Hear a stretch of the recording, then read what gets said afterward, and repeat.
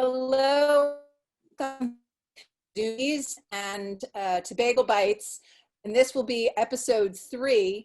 We're happy to have you chew on our next amazing bagel maker in our community, one of the first bagel makers to really syndicate his bagels across the region. And we have Dennis Ballen here today. And before we begin, I just wanted to say that we have a 6-part series. This is number 3.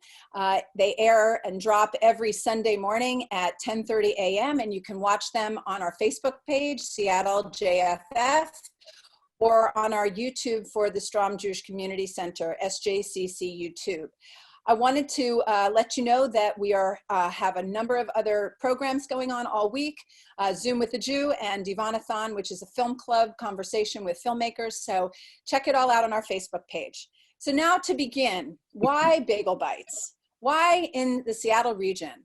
Today's business owner, Dennis, and part of the reason we wanted to bring our bagel makers to the community is they are doing a lot in our community to shelter through this crazy quotidian coronavirus claustrophobia that we're having, with amazing food post-Passover to celebrate how east of New York we are doing a great job in our city making amazing bagels. So I'd like to introduce right now my co-host, Warren Etheredge, who is going to help talk about bagels, because that's what Warren loves to do, is talk and eat bagels. And Dennis Ballen is here, who is the founder, creator of Blazing Bagels, founded in 2001. And so he is one of the first people in our community to try to make a great bagel. And so I'll kick it off with the first question for Dennis, because so much of what we've been talking about is the art of the bagel.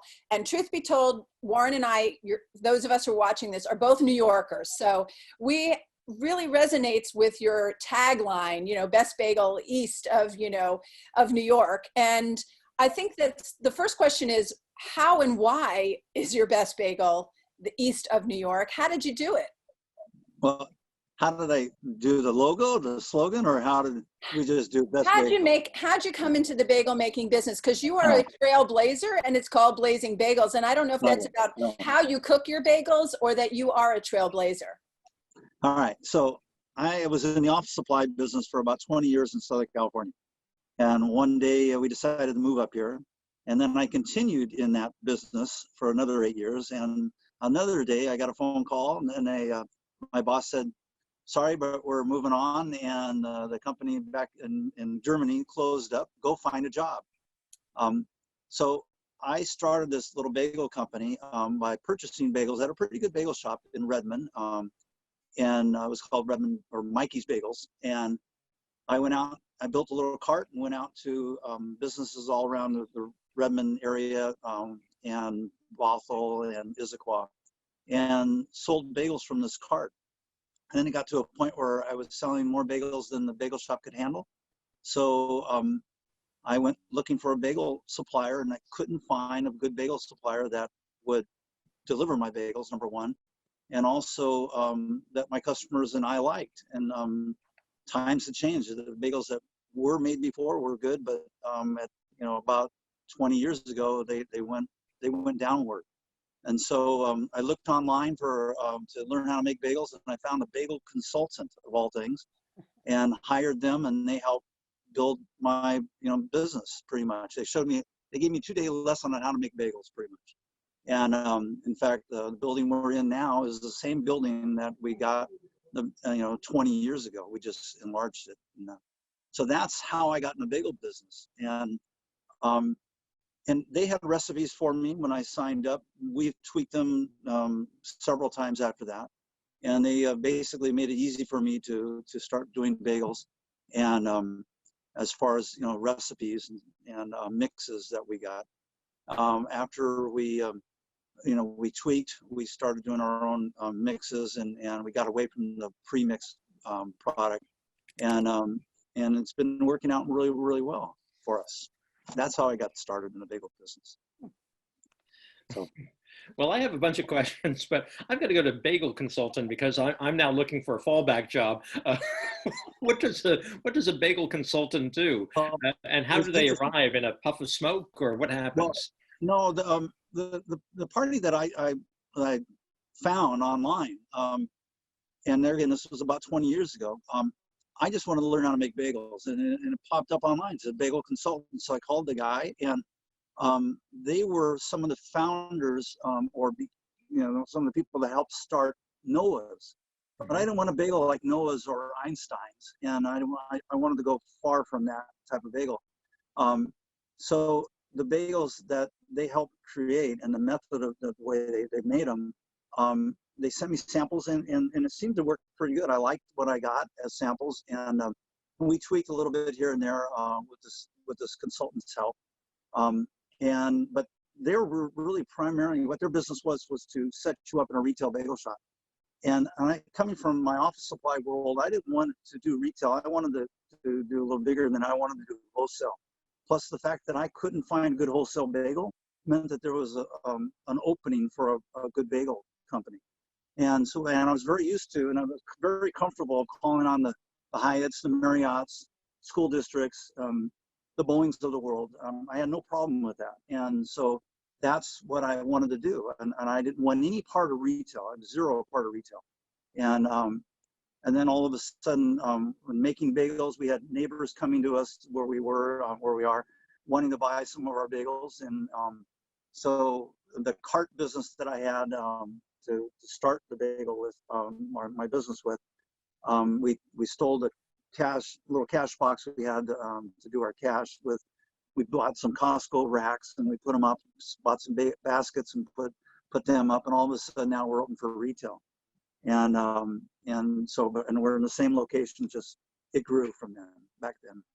So I've got to say, like, I probably would not make a good bagel consultant, because as a New Yorker, in my mind, the flavors are plain for children, everything for adults, sesame and poppy if you must, and salt for the Ashkenazi Jews who have high blood pressure but just don't care.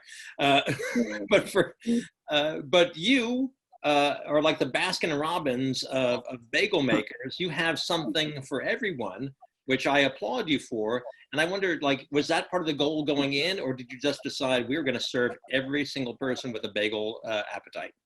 No, I think we started probably with 26 flavors, and that's because the consultant said, that's what you want. Wow. And when I said, no, I don't want that, he says, yes, you do. And I said, okay. I probably would never have done a French toast bagel the way we do it. Because when I eat French toast, it's salt only on bread, and that's what it is for my French toast. So I listened to what they said, and there's some things I didn't listen to when it came to setting up retail. Remember, I didn't want any part of retail, but I did listen to most of what they said, and it seemed to work pretty good for us. But 35, we have now 36 flavors, and I'm customers, and I do appreciate what customers ask me about, and I have a tendency never to say no.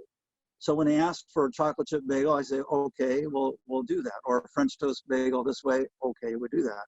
One day a customer came in and said, can you do a chunga bagel? I said, I don't know what the hell a chunga bagel is. And they said, well, at Starbucks, they have this everything bagel with cheese on it and everything on top of the cheese. I said, okay, I had never been in a Starbucks before because I don't drink coffee. So I went over to Starbucks, bought one of their bagels, and since I don't like onions myself, I had someone else try it, and they said, well, the idea is good, but the bagel kind of sucked. And so 45 minutes later, we were making the chunga. We happen to call it Chevy, which makes more sense. We think it's a cheddar and on everything, so it's Chevy. And yep. So that turned out to be actually a pretty good seller for us. But we have flavors of the bagels that we normally, you normally would not find anywhere. And we know that in New York, it's pretty much 12 different kind of bagels, and that's it. Right. If I had business knowledge of the bagel world, I probably would have 12 flavors of bagels, because 36 is a lot of bagels to make. So I have to imagine, I mean, I love the spirit, and I love this, like, serve everybody and every taste and your willingness to experiment. I have to imagine that over the years, there's something that you've been asked to make or you've tried to make that didn't work out for you. Is there a flavor that failed? I had the same exact question, actually. Is there like a spam musubi bagel? We have tried. We wanted to make the Hawaiian bagel. Years ago, Trader Joe's had a Hawaiian bagel, and it happened to be their #1 best-selling bagel. Mhm. And now I heard Everything Bagels is their #1 selling bagel. So we tried to make a Hawaiian bagel, and the problem is Hawaiian bagel. Now we don't put any chemicals or any artificial coloring or anything in our bagels. So to make the Hawaiian bagel, you had to make it sweet, and it looked too much like the plain bagel. So I can imagine someone, a New Yorker, buying a plain bagel and getting a Hawaiian bagel and never coming back. Well, that means a lot to me. So and I know about New Yorkers, so I understand that. So we decided that wasn't going to work, and we actually made them, and they were good. And people liked them for a very short while. Then we pulled the plug because it was getting mixed up with the plain bagel. But I think that's the one that we tried. We did try. We recently had what we call a pretzel doodle, and everybody liked it, but it's just so difficult to make. And it seemed like the only people that could make it really, really well were my operations manager and me. And I don't want to make bagels all the time like that. So we stopped selling that, and we still have customers coming in almost daily asking when we're going to start making it again. And we will, but we'll figure out a better way of doing this so it's easier to make. But otherwise, I think any bagel that we've tried, we've kept most of them at least. Yeah, we haven't had a big failure yet. So I really appreciate that. And I love that you started this sort of as a business-minded individual, which I really like. But that's 2001. You're closing in on a 20th anniversary. Do you still feel as motivated? What makes you want to keep doing this? This is my life. I work 7 days a week. I work 12 to 15 hours a day. I normally take off a week for vacation. And but that's it. I almost live here, and my wife would say I live here, and my kids would say I live here.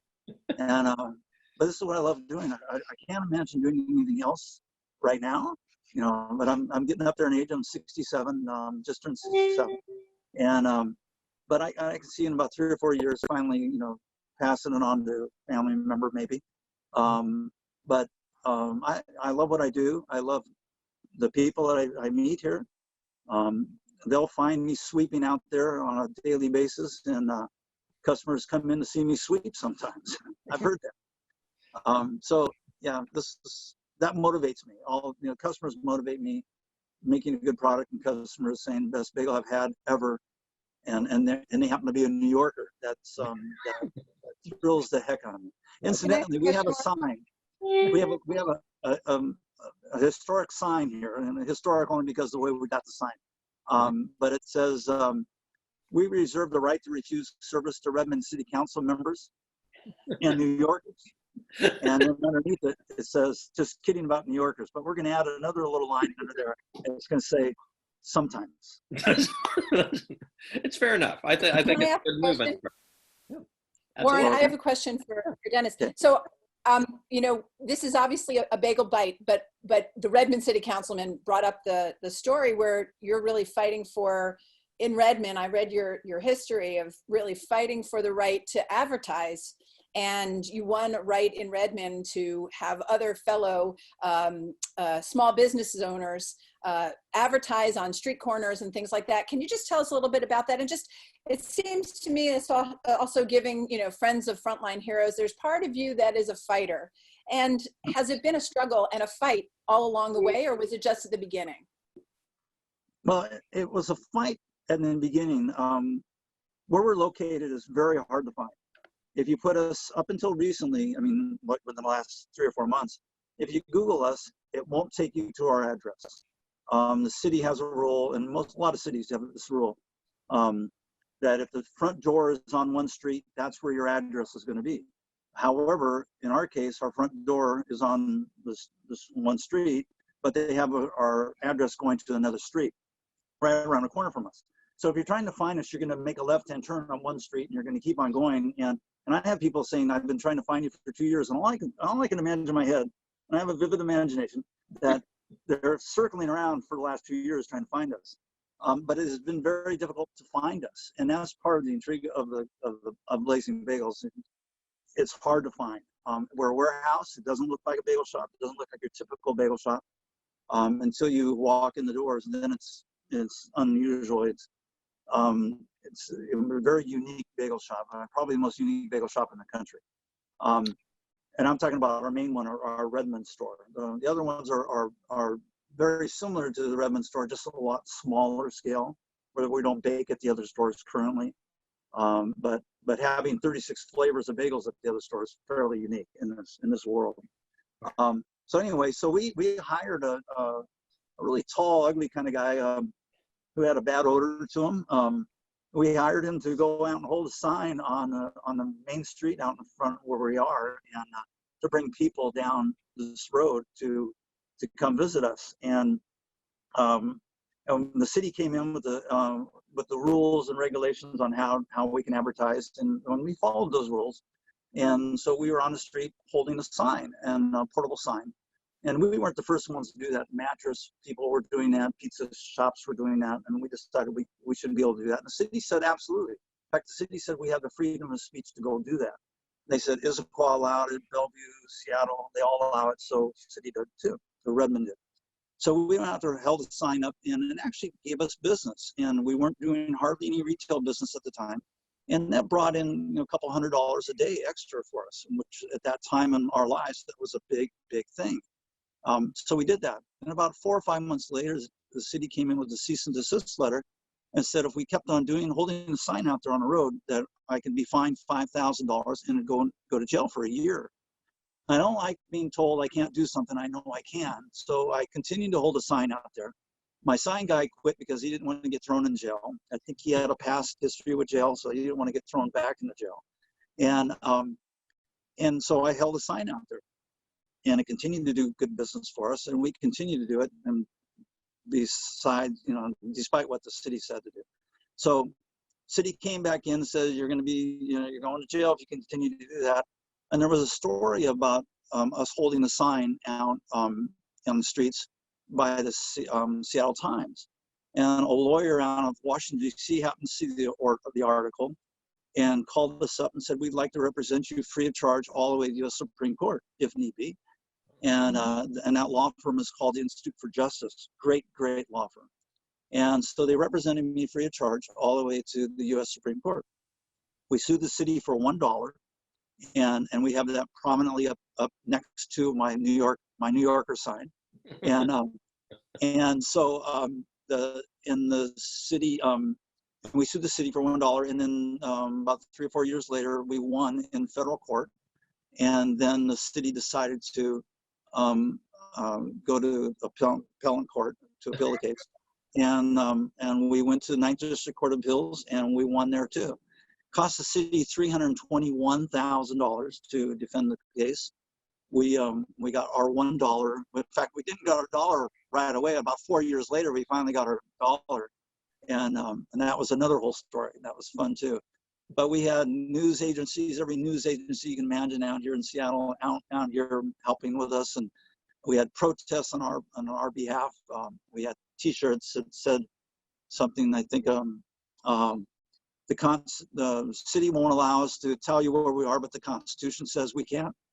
And so we sold protest shirts, and we gave bagels out and cream cheese out. We had about 150 protesters out here. The case was the first of its kind in the country, and and since then, any city, anybody who has a business or wants to hold a sign up, whether it's a protest sign, if it's a protest sign, you have the right to hold a sign up. Constitution allows that, but if you're a business, and if the city allows pretty much one other kind of sign, and you want to hold a sign up, they have to allow you to do it too, unless they ban all signs. Well, having just gone through Passover, we have to say the signs and wonders. You clearly are a sign maven and a wonder, but Warren, why don't you take it home? I was gonna say, this may cause you a little bit of a conundrum here, Dennis, but I think that story just made you an honorary New Yorker. So you may not be able to serve yourself, but good luck to you. I wanted to say, obviously people can find Blazing Bagels online, even if they can't find it in the physical location, but also that you do a lot to support people. I wondered if you could talk about what you're doing for those who are on the front line fighting COVID-19. Well, so we a couple of weeks ago, we supplied bagels and cream cheese. So not just a few, it was 250 bagels and individual cream cheeses to Evergreen Hospital frontline workers. And I think it was about 265 or so. And then we decided to put a website, a GoFundMe site, and now we're getting money from people all around the country almost, asking, wanting to help out. So we're providing bagels and cream cheese breakfast pretty much. And all these hospitals are getting lunches and are getting dinners from a lot of restaurants and a lot of people that are doing this, but they weren't getting any kind of breakfast, and that's kind of like our game. So we have about a dozen hospitals lined up next week to start providing bagels and breakfast bagels and sandwich or breakfast bagels and cream cheese to these groups, and that's exciting to us. That's great work that you're doing. Thank you so much, Dennis, and thank you for having virtually any variety of bagel one could possibly ask for. I think you are the perfect place to go to if you have a large family and many palates. I personally would like to see you make a gin and tonic bagel with a little juniper and lime, perhaps. See what you can do. But thank you so much for making everything that you do and for being so supportive of the community. You're very welcome. It would be a Margarita Bagel first. Okay. Yeah. I'll take that. With I'll do salt, it would have to be salt. So New York would like that, I would think. Yeah, salt and lime and ready to go. There you go. There you Well, go. 36 is a perfectly Jewish number, so I'm happy if you stop there. But Warren and I will be the recipients of the after hours bagels. Thank you so much, Dennis. Thanks for making a great bagel and being a trailblazer in our community. Bagels are an important part of Jewish identity and food identity. And we're glad you've been blazing that trail for 20 plus years. Congratulations. Well, thank you very much. Thanks for Take care, having me. everybody. Thank you so much, Dennis. Thank you. All right, thank you.